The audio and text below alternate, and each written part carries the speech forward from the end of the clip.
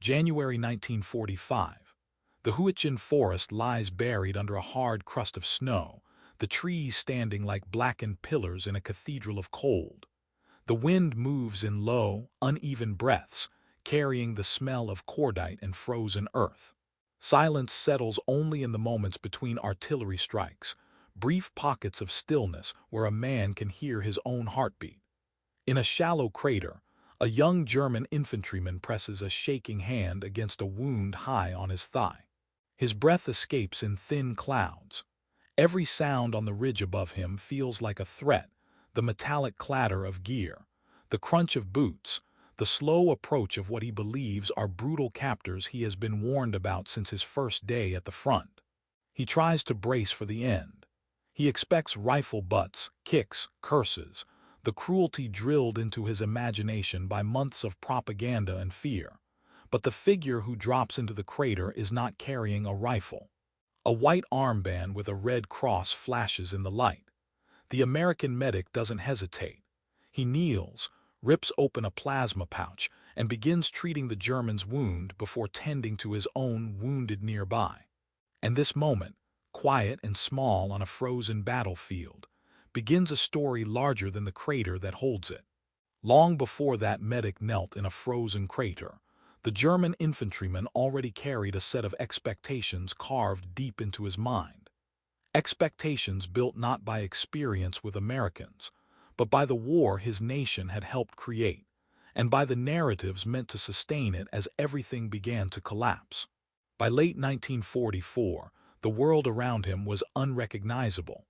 The Reich that once seemed unstoppable was now shrinking on every front. The Eastern Front had turned into a grinding catastrophe, swallowing entire divisions in weeks. In the West, Allied armies pushed methodically across France, Belgium, and the Low Countries, tightening their grip toward Germany's borders. Each loss fed a growing sense of fear among ordinary Wehrmacht soldiers, not only of defeat but of what capture might mean. The German High Command understood this fear and fed it deliberately. From the earliest months of the war, German troops were taught that surrender to Western forces, especially Americans, would bring humiliation, torture, or execution. Propaganda leaflets warned of Anglo-American hatred, claiming enemy soldiers were instructed to brutalize any German who fell into their hands. Political officers spoke darkly about what would happen if the Jewish-American armies captured them. The words were not accidental. They were engineered to keep men fighting long after logic told them to stop. But it wasn't only propaganda. The shadow of the Eastern Front hung over every German soldier like a storm cloud. Tales of Soviet reprisals, some exaggerated, some true, spread through the ranks as battered divisions transferred west. Soldiers who had seen villages burned and civilians massacred knew what they had done or witnessed. Many believed that any enemy, east or west, might answer in kind. The Allied strategic bombing campaign added another layer. Entire German cities had been reduced to rubble. Families were lost, neighborhoods flattened, factories destroyed. Soldiers returning from leave brought back images of devastation and grief. It was easy for frontline infantry to imagine that the same destruction aimed at their homes would be aimed at them personally if captured. By autumn 1944, the average German infantryman entering the Hürtgen or Ardennes sectors was no longer the confident young volunteer of 1939.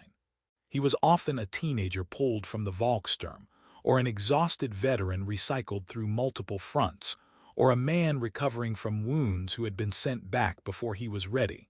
Supplies were short. Rations were thin.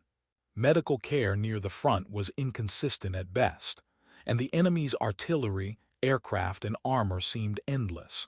Under these conditions, rumors took on a life of their own. A wounded soldier from the 275th Infantry Division claimed he had seen Americans shoot prisoners who refused to move quickly enough. Another insisted that medics in U.S. forces refused to help Germans, leaving them to die in the mud. None of these stories could be verified, but verification didn't matter. Fear didn't ask for evidence. It only needed a whisper. The German military machine, once rigid and disciplined, now struggled to maintain cohesion. Commanders issued strict orders forbidding surrender.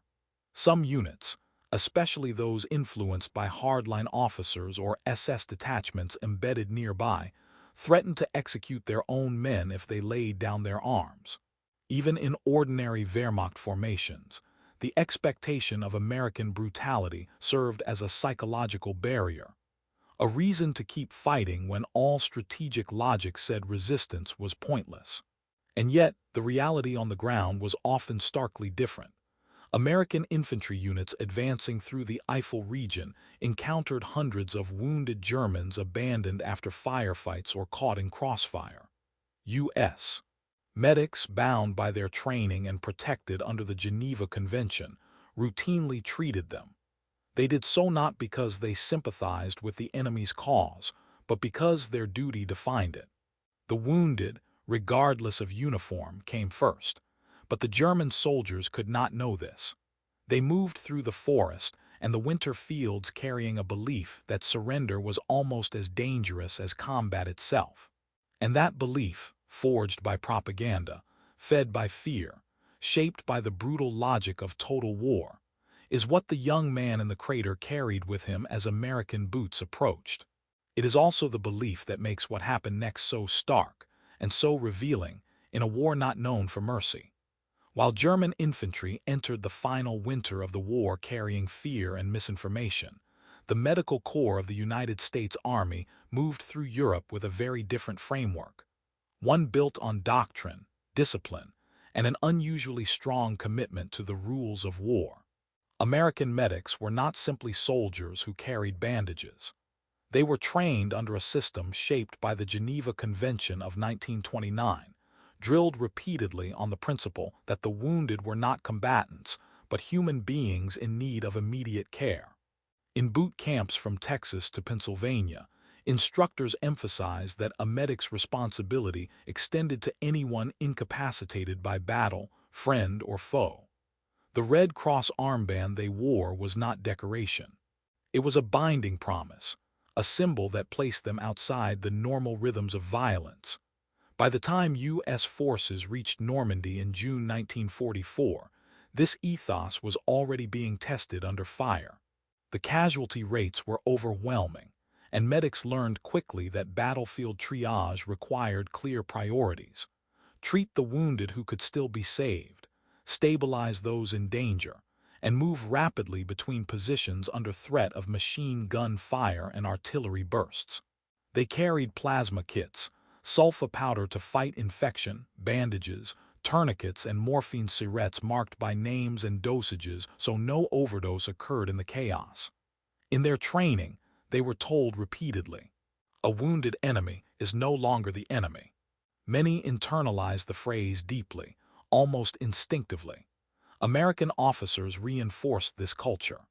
After the Normandy breakout, commanders in the European theater issued reminders that mistreating prisoners or withholding medical care would be prosecuted. Most units complied not out of fear, but because the ethos of the medical corps had become woven into the identity of the broader army. Soldiers knew that medics risked their lives for them. Respecting the medics, rules became an unspoken contract. This did not mean that battlefield mercy was easy. Across the front, medics often crawled into exposed terrain to reach men who had been shot or shelled. Many were killed doing so. In the dense, miserable terrain of the Hürtgen Forest, one of the deadliest environments American forces faced, medics worked under treebursts that shredded anything underneath. They treated wounds in mud, in frozen foxholes, or inside shattered houses where the air smelled of damp wood and burned explosives. When they encountered enemy wounded, they treated them the same way. For some medics, this was a strategic instinct. Saving a German soldier prevented the need for someone else to guard a panicked, bleeding prisoner. For others, it was human. Suffering erased the uniform. And for many, it was simply protocol ingrained from the first day of training. Reports from the 1st Infantry Division, the 4th Infantry Division, and the 28th Infantry Division repeatedly describe medics treating Germans first when American casualties were stable or already bandaged. The logic was firm. The man with the most urgent wound came first, regardless of allegiance. It was a cold, clinical method meant to maximize survival, not morality, but to the Germans who experienced it, it felt astonishing. This clash between expectation and reality grew sharper as the winter deepened. German units entering the Hürtgen and Ardennes sectors faced American forces that, despite suffering horrific losses, retained organized medical support. Aid stations were established in damaged barns, cellars, or makeshift tents built behind the lines. Wounded Germans brought in from the front were placed on the same litters as American casualties. Some American units even recorded moments where German medics, if captured, were allowed to assist in treating their own comrades. These policies filtered slowly through the battlefield, carried by prisoners of war and occasional rumors. But for most German infantry, the stories felt too improbable to trust. The belief in American brutality remained stronger than any rumor of mercy.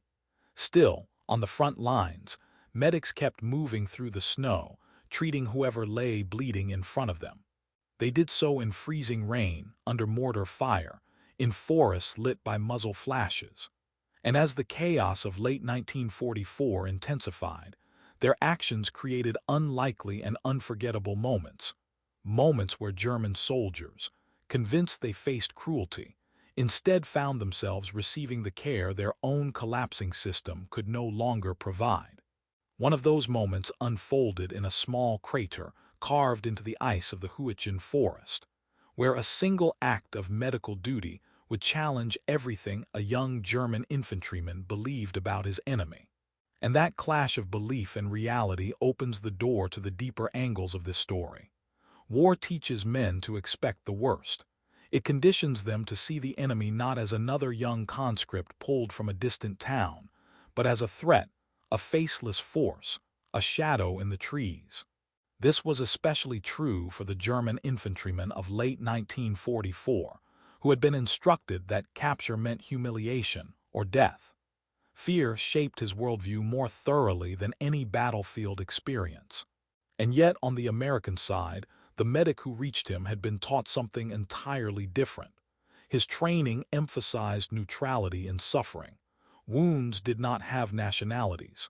Pain did not carry ideology. The medic's world, even in chaos, was defined by a strange clarity. If a man is bleeding, you stop the bleeding. If he is choking, you open the airway. If he is dying, you try to give him time. The moment these two worlds collided, fear and compassion, created a human contrast rarely acknowledged in tales of war. The German soldier, trembling in the mud, believed he was about to be finished off. He expected curses or a rifle butt. The medic kneeling beside him saw something else entirely, a femoral wound that needed pressure, a pulse growing weaker, a risk of shock. Around them, the forest still echoed with distant shells. Snow drifted from the branches in soft sheets each time artillery thumped miles away. Yet for several minutes, the world shrank to the narrow crater, two men from two sides of a vast conflict, sharing an unplanned moment of humanity. This angle is the emotional core of the event. It reveals that in a war of machines, doctrines, and national destinies, the immediate decisions were often made by tired men who fell back on the values they carried into battle. For German soldiers, those values were shaped by fear, for American medics by duty and training. And it is here, in this human contrast, that the deeper layers of the story emerge. Compassion alone doesn't explain why American medics treated enemy wounded so often. The battlefield itself shaped that behavior. In dense forests like Hürtgen, where visibility dropped to mere meters and front lines shifted by the hour, soldiers frequently found themselves caring for whoever lay closest. After an engagement, American medics moved from body to body without pausing to determine allegiance. Uniforms were sometimes hidden under greatcoats, helmets lost or removed. A wounded man calling out in German might have been a Volksgrenadier, or an American GI who had lost consciousness and was speaking deliriously. The tactical environment forced medics into a rhythm where hesitation cost lives. Moreover, military doctrine reinforced this behavior. American medics triaged based on survivability, immediate, those whose wounds were severe but treatable, delayed, those who could wait, minimal, walking wounded, expectant, those unlikely to survive even with aid. Enemy soldiers often fell into the immediate category because they were hit while attacking or retreating across open ground, suffering high-velocity wounds. American troops in defensive positions were sometimes more lightly wounded or already bandaged by platoon medics. Thus, it wasn't uncommon for a medic to find an American GI stable in a foxhole while a German soldier bled heavily nearby. Triage demanded saving the man in greater danger first, regardless of uniform. This wasn't sentiment, it was battlefield logic. Another reality: unconscious or screaming wounded Germans could compromise an American position. A medic's intervention could quiet the cries, stabilize the casualty, and reduce the risk of enemy fire zeroing in on the noise. Saving an enemy soldier sometimes saved American lives. On paper, this sounds cold. On the ground, it became a pattern repeated hundreds of times across Europe. Tactical necessity intertwined with humanitarian duty, producing scenes that astonished the German soldiers who believed they had marched into hell. Neither side intended it, but acts of mercy became a form of psychological influence. German troops were conditioned to expect cruelty. When those expectations were shattered, the effect could be disorienting. Prisoners captured after experiencing American medical care often told their comrades, "They treated my wound before theirs," or "They gave me morphine," or "They carried me to an aid station like one of their own." Such claims spread through German units like faint, improbable rumors. Many dismissed them as wishful stories invented by wounded men looking for comfort. Others refused to believe them outright. But the truth lingered in the mind, quietly undermining years of propaganda. This unintended psychological effect reached American lines as well. Soldiers who witnessed medics treat the enemy often felt their own morale shift, not toward sympathy for the foe, but toward a deeper belief in the values they were told they represented. In the midst of a brutal campaign, these small reminders of principle helped preserve identity and discipline. For medics themselves, the psychological impact in a war defined by tanks, artillery, and the machinery of destruction, the tools carried by American medics formed a quieter, opposite kind of arsenal. Their equipment was designed not to break the human body, but to keep it alive long enough to reach an aid station. And in many cases, these tools were more advanced and more plentiful than anything German infantry had access to in the final year of the war. The medic who dropped into the crater that winter likely carried a standard M5 medical bag. Inside were the essentials: plasma bottles and tubing, often the first step to stabilize shock; morphine syrettes, each marked with the time administered so no soldier received a double dose; sulfa powder, sprinkled onto wounds to prevent the infections that killed thousands in previous wars; pressure bandages, carefully rolled for immediate use under fire; tourniquets, simple but life-saving when applied correctly; splints, scissors, and curved needles, ready for improvised surgical repairs miles from proper hospitals. To a wounded German soldier, these items appeared almost miraculous. German medics, many of them brave and skilled, were often poorly supplied by 1944. Plasma was rare. Sulfa was limited. Many frontline units resorted to makeshift solutions, relying heavily on infantrymen themselves to perform rudimentary first aid. American medics, in contrast, benefited from a steady logistical chain behind them. Their kits were consistently restocked. Ambulances moved with regiments. Field hospitals followed the advance.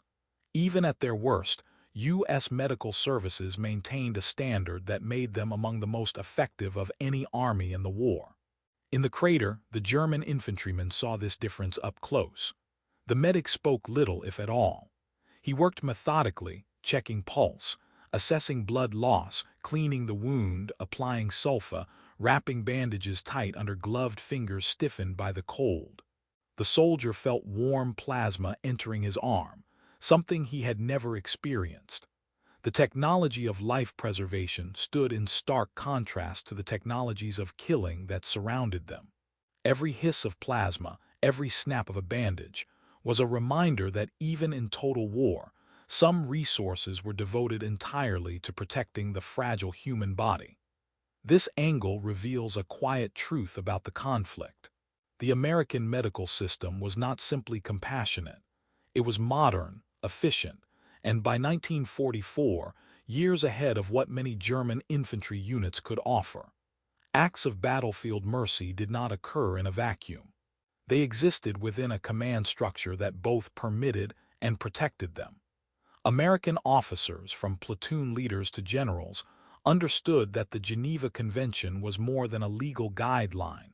It was a stabilizing force. Units that respected its terms typically experienced fewer reprisals, fewer unnecessary killings, and fewer breakdowns in discipline. The protection of medics became a point of emphasis. Leaders repeatedly warned their troops that harming an enemy who had surrendered or interfering with medical care would be treated as a serious offense. This leadership environment mattered. In many armies, the behavior of soldiers reflected the tolerance or indifference of their commanders. In the U.S. Army, most officers enforced standards that preserved the medical corps, neutrality. Medics were encouraged to focus on their duty without fear of being pressured into prioritizing national allegiance over triage. For German infantry, this discipline was almost unimaginable by the end of 1944. Their own command structure was fracturing. Some officers were competent and humane. Others, especially those influenced by Nazi ideology or SS doctrine, issued brutal orders. The threat of court-martial or summary execution loomed over any soldier who considered surrender. Leadership cohesion had decayed, and with it, predictability. The American system, steady and predictable, created pockets of humanity in a landscape otherwise consumed by chaos. Medics knew their mission. Officers supported that mission. Infantry respected it. Thus, when an American medic knelt beside a wounded German soldier, his actions were not just personal choices. They were expressions of a disciplined institution built to withstand the psychological degradations of war. This dynamic forms the backbone of the story's next angle: how these actions were perceived by the enemy. To understand the full weight of what happened in that crater, one must step inside the mind of the German infantryman who experienced it. He had grown up in a culture where propaganda was woven into daily life. His youth had been shaped by the Hitler Youth, by speeches declaring the cruelty of Germany's enemies, by stories of past wars framed as battles for survival. Once conscripted, he heard tales from veterans returning from Italy, France, or the Eastern Front, many of them distorted, some entirely invented, but believable enough in an army conditioned to expect betrayal. By late 1944, his fears were sharper. He had seen villages bombed, comrades torn apart by artillery, and wounded men left behind during retreats. He had heard officers warn that Americans shot prisoners, that Allied troops mocked and abused captives, that surrender meant dishonor. The more desperate the war became, the more these warnings intensified. Thus, when he lay bleeding in a crater and heard American voices approaching, his fear was not theatrical. It was real, visceral, deeply rooted. Yet what he witnessed overturned all of it. The medic who appeared was focused, calm, almost indifferent to nationality. He showed no hesitation in treating the wound. He offered water. He applied plasma. He even shielded the soldier from falling snow and debris as artillery sounded in the distance. To the German infantryman, this was not just unexpected, it was bewildering. Captured later, He would tell interrogators that the moment felt like a tear in the fabric of the war, something that didn't fit the narrative he had lived inside. His voice reportedly shook as he described how the Americans had carried him on a litter alongside one of their own wounded men. He insisted it was the first time he questioned what he had been taught about the enemy. This perspective, the shock, the shame, the quiet relief, completes the multi-angled foundation of the story. It prepares the ground for the coming section, where the narrative will return to the battlefield to explore the precise moment everything changed. The morning of the turning point began like so many others in the winter of 1945, with the sharp, metallic cold that crept beneath greatcoats, stiffened fingers, and made rifles feel like iron bars pulled from a frozen river. Visibility in the Hürtgen sector was low. A mist clung to the ground, rising slowly as the weak sun pushed through the clouds. The trees stood like fractured silhouettes, some split in half from artillery, others stripped bare by machine gun fire. Around 9:30 hours, an American patrol from the 22nd Infantry Regiment moved cautiously along a narrow woodland path, still littered with broken branches and shell fragments from the previous night's bombardment. The company had taken casualties during a German probing attack at dawn. The front was fluid, a patchwork of small firefights, scattered foxholes, and positions held or abandoned within hours. Somewhere in that shifting landscape, a small German squad had been caught in the open. A burst of American mortar fire had torn through their formation as they attempted to retreat to a secondary line. 2 were killed instantly. 3 more fell wounded. 1 managed to crawl behind a tree trunk before losing consciousness. Another, the youngest, slid into the shallow crater where the medic would later find him. By mid-morning, the American patrol detected movement and called out for any survivors to show themselves. German prisoners taken earlier that week had warned that the local Volksgrenadier formations were exhausted, undersupplied, and increasingly willing to surrender. But the patrol still advanced with caution. In the Hürtgen, even silence could be a trap. Out of the crater came a trembling voice, the German soldier calling weakly, attempting the few English words he knew. His hands shook as he raised them. The Americans held their fire. As the patrol fanned out, checking for mines or hidden riflemen, an American corporal called for the medic. Private First Class Daniel Whitaker, a young man from Indiana who had been with the division since Normandy, moved forward, his aid bag slung across his back, the red cross on his helmet dull under streaks of mud. When Whitaker dropped into the crater, the German soldier froze. His heart pounded so hard it hurt. He expected the worst, he expected the end. American soldiers, he believed, did not help wounded Germans. They finished them. Whitaker didn't speak. He didn't glare, threaten, or demand anything. He simply opened his bag. The German watched Whitaker's gloved hands move professionally, checking the wound, pressing down to stop the bleeding. The pressure made him cry out. Whitaker barely reacted. He reached for sulfa powder, tore open the packet, and sprinkled it carefully over the torn flesh. Then came the bandage, wrapped tight, sealed with a practiced twist. Within minutes, Whitaker called up for plasma. 2 riflemen slid down beside him, helping stabilize the wounded man's shoulders as Whitaker inserted the needle. The German stared at the tubing, then at Whitaker's steady hands, unable to reconcile the scene with everything he believed about the enemy. Above the crater, the situation grew tense. One of the American privates shouted that there were more wounded Germans nearby. A faint moan came from behind a tree trunk. Another man lay motionless a few meters away, his hands twitching faintly in the snow. The patrol leader signaled for the area to be secured. Then came the moment that defined the climax. An American GI, a corporal from the same patrol, limped forward, bleeding from the shoulder. The wound was painful, but not catastrophic. He had been hit by shrapnel earlier that morning.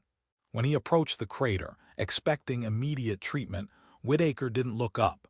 Instead, he gestured for the corporal to wait. The German soldier watched in disbelief. The medic, an American medic, was treating him, a member of the attacking force, before treating his own comrade. For Whitaker, the decision was routine triage. The German was losing blood rapidly. The corporal's wound was stable. But to the young German infantryman, and to the corporal himself, the moment took on a larger meaning. It drew a line between the brutality of expectation and the reality of medical duty. "Hold on," Whitaker finally said to the corporal. "He needs it first." It was said calmly, not dramatically, not symbolically, simply as a matter of fact. The American patrol, sensing no further threat, began gathering the other wounded Germans. Some were carried on litters. Others were supported under the arms. One German soldier, older and badly shaken, stared at the medic as if witnessing an impossibility. Within the crater, Whitaker checked the German's pulse one more time, adjusted the plasma flow, and prepared him for evacuation. Snowflakes drifted onto the medic's helmet as he worked, faint, almost delicate reminders that above the violence, winter continued its slow fall over the forest. When the litter team arrived, the German soldier felt himself lifted gently. The war did not end.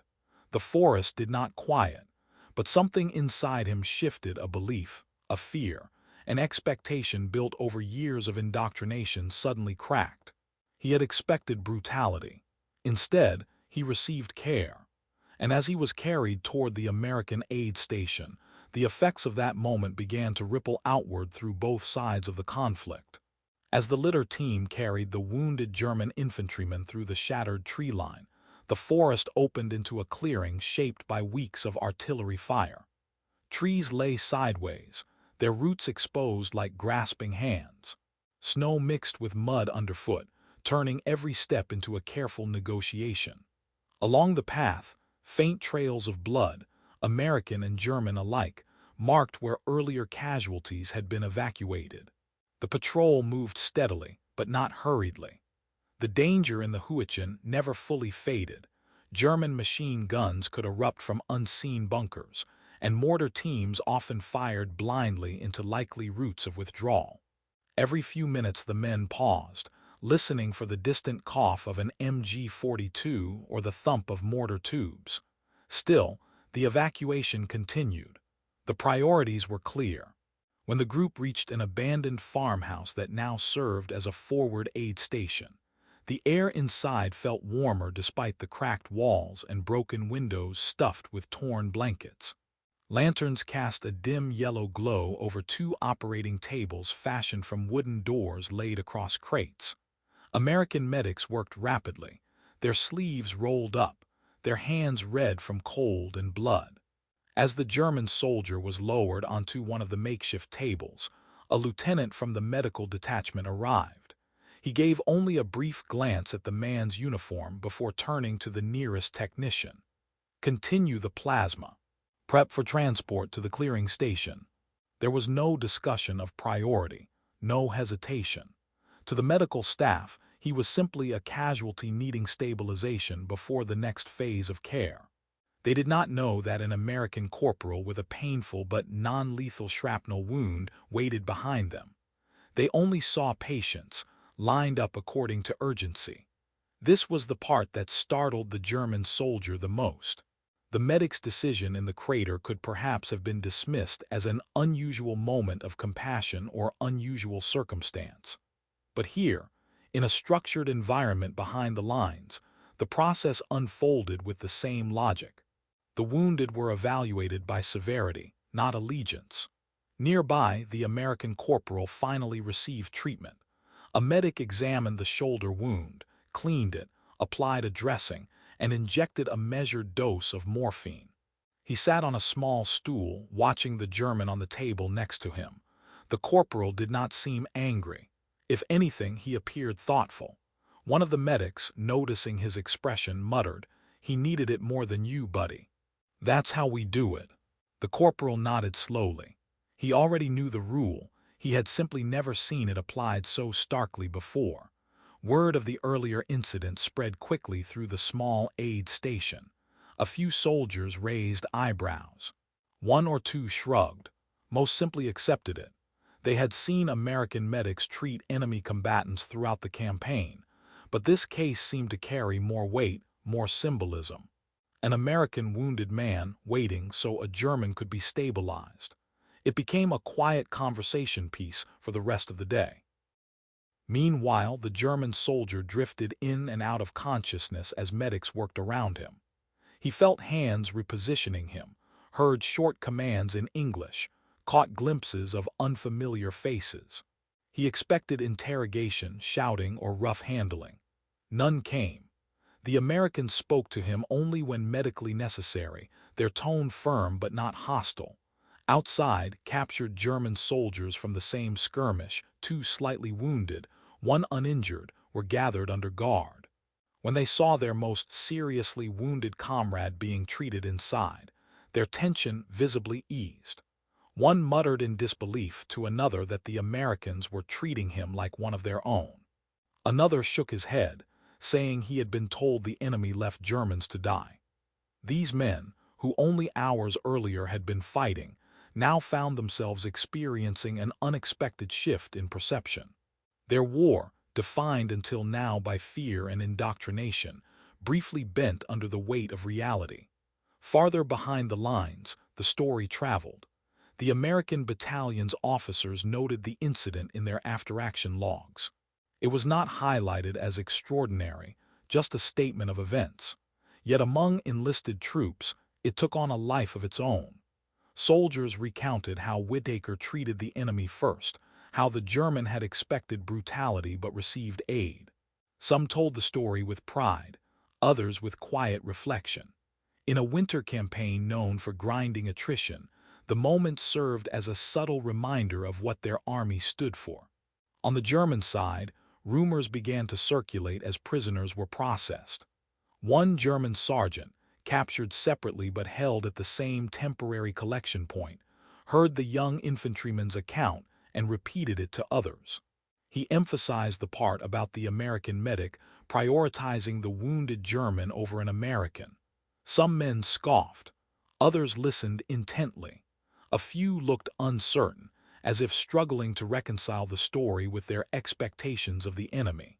In the chaos of the Western Front, small stories rarely spread with perfect accuracy.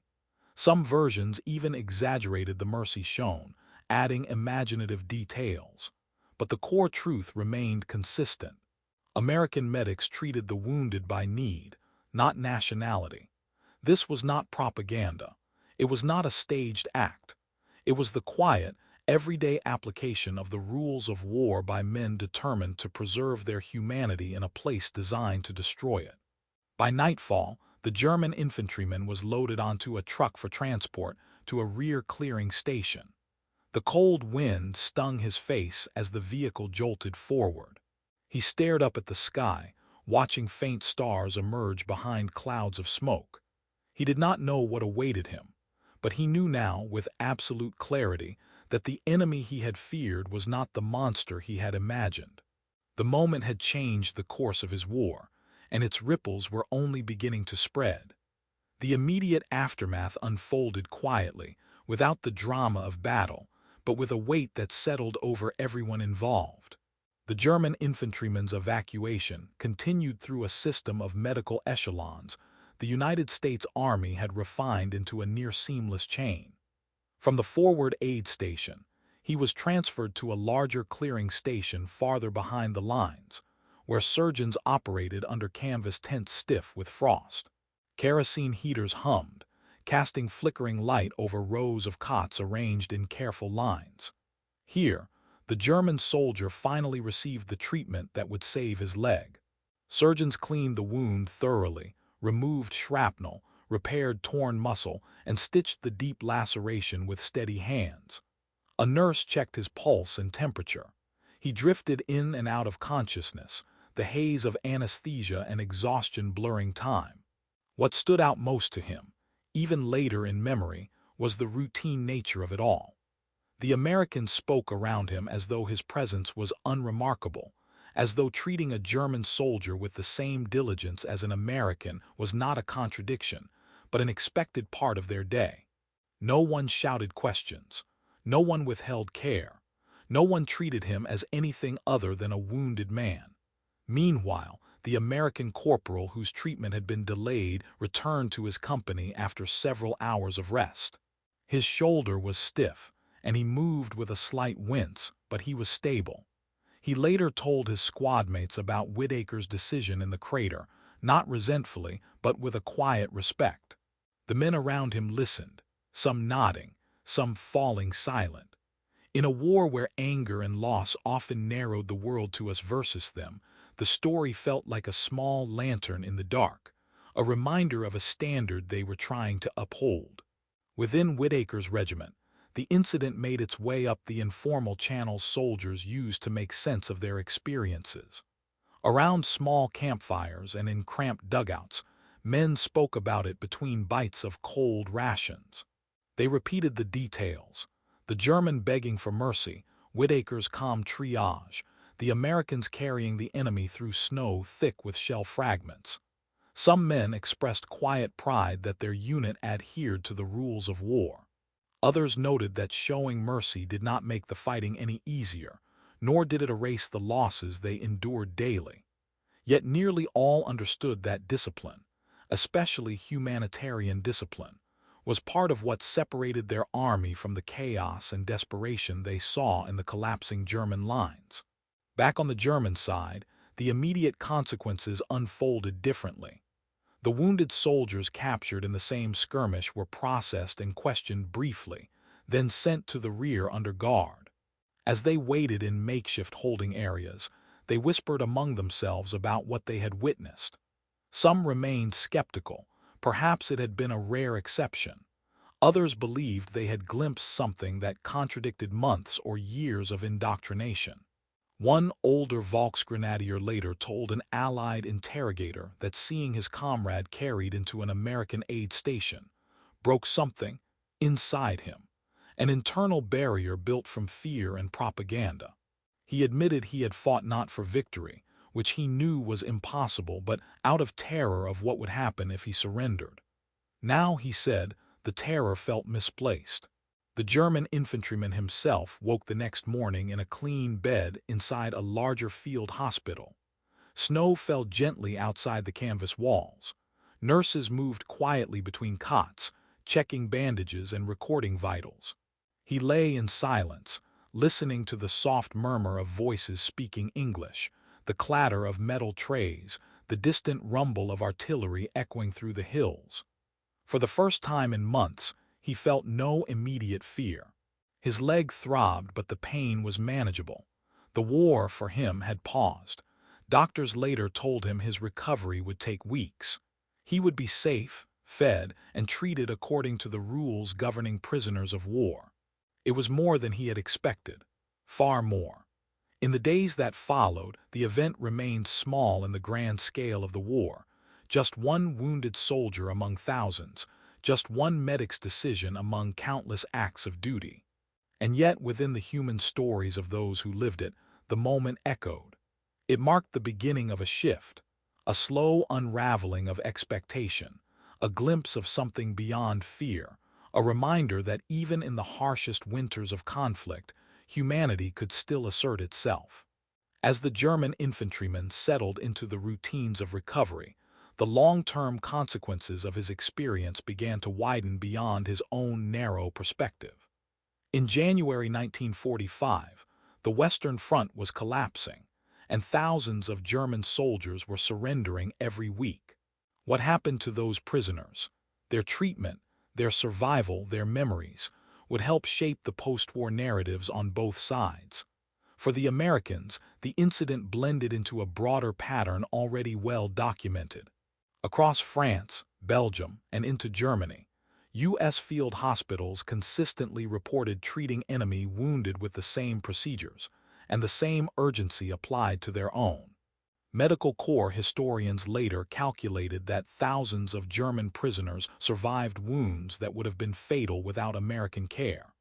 These numbers mattered. They reflected an institutional ethic rather than scattered exceptions.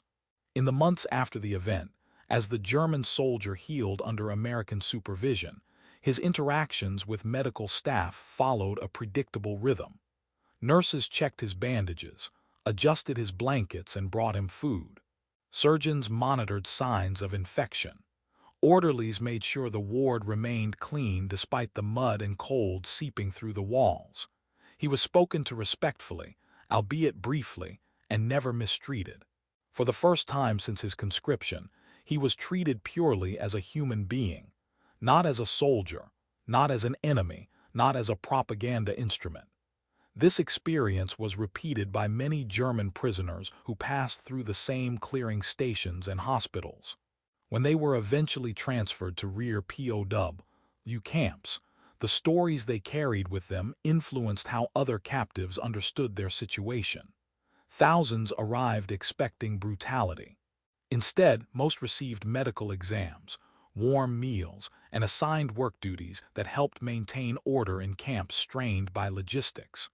Historians later noted that this treatment played a role, subtle but measurable, in accelerating the willingness of German troops to surrender in the final months of the war. Rumors that Americans treated prisoners fairly moved through collapsing units like faint signals cutting through dense static. Not every rumor was believed. Not every experience was the same, but the cumulative effect mattered. For the German soldier from the crater, the transition from battlefield casualty to recovering prisoner created a strange emotional dissonance. He had been taught that surrender was shameful, a sign of weakness or treason. Yet here he lay, alive because of the enemy's discipline and mercy. The moral contradictions of the war pressed inward. He began to see, in small but important ways, how deeply propaganda had shaped his expectations. Weeks later, a visiting American chaplain spoke quietly to him and several other wounded German POWs. The chaplain didn't preach. He simply asked if they needed writing materials to send letters home. The gesture, simple and administrative, had a profound effect. Some prisoners hadn't been able to write to their families in months. The German soldier accepted the offer with hesitation, unsure what to say to a family who believed he might already be dead. In the letter he eventually wrote, he described his wound, his surgery, and, without exaggeration, how the American medic had treated him. He wrote cautiously, aware the censors would review the message, but even within those limits, he conveyed the essence of the moment. That the enemy had shown him a humanity he no longer expected from his own side. His letter, like those from thousands of other POWs, eventually reached Germany. Some families doubted the authenticity. Others believed their sons had simply been fortunate. A few saw the war in a subtly different light. After Germany's surrender in May 1945, the surviving German POWs began to assimilate their wartime experiences into post-war life. Many carried the memory of American medical care into their reintegration. In oral histories recorded decades later, former German soldiers repeatedly cited compassionate treatment by U.S. medics and guards as among the most surprising and disorienting experiences of the war. For the American side, the event was never recorded as something exceptional. It appeared in no commendations, earned no medals, and was not listed as a significant entry in the division's combat chronicle. It lived instead in the memories of the men who witnessed it. Whitaker's quiet decision in the crater, the corporal's calm acceptance, the soldiers who carried an enemy through the snow. These memories formed small but meaningful pieces of a much larger legacy. The role American medical personnel played in upholding the laws of war at a time when brutality was rising around them. Months after his wound healed, the German soldier was transported to a POW camp where he would remain until repatriation. He left the American hospital on a wooden stretcher carried by two medics. Before loading him onto the truck, one of them adjusted his blanket and said a brief, almost casual goodbye. It was a simple gesture, but it marked, for the German soldier, the final chapter of a transformation that had begun in a snow-covered crater, one where he expected cruelty and instead received life. And it is from these accumulated experiences, preserved in memory and testimony, that the story draws its quiet but powerful conclusion. In the long view of history, Wars are measured in sweeping offensives, shattered cities, and the shifting borders that emerge once the guns fall silent. Yet the stories that endure most deeply are often the smallest ones, the quiet events that reveal something about the human condition beneath the machinery of conflict. The moment in the crater, where an American medic knelt beside a wounded German soldier and treated him before treating his own, belongs to that category. It was not a grand gesture. It was not a symbolic act performed for witnesses or for glory. It was a routine decision made under the cold logic of triage. But in its simplicity, it exposed a truth that stands apart from propaganda and ideology. Even in total war, even in the frozen violence of the Hürtgen Forest, humanity could still surface through the discipline and duty of those who refused to surrender it. For the German infantryman, the event shattered the expectations built over years of indoctrination. For the American medic, it was simply following the rules he had been taught. These two perspectives, fear and calm professionalism, met for a few brief minutes in the winter of 1945 and revealed how profoundly different the two armies had become in their final months of struggle. And yet, the moment did more than defy expectations. It reaffirmed a principle that remains essential to the laws of war. The wounded are not enemies. They are human beings suspended between life and death, deserving of care regardless of the flag they fought under. This principle, upheld imperfectly but earnestly by many American medics, became one of the quiet moral anchors in a conflict that tested the limits of human cruelty. When the German soldier looked up at the medic who saved him, he did not see propaganda. He did not see the caricature of brutality he had been taught to fear. He saw a man kneeling in the snow, doing his job with calm resolve. In that moment, the war briefly narrowed to two human beings, one giving, one receiving, and the darkness receded just enough for something recognizable, something decent to emerge. The forest remained cold. The shells continued to fall. But in that small crater on that frozen morning, a flicker of humanity survived the storm.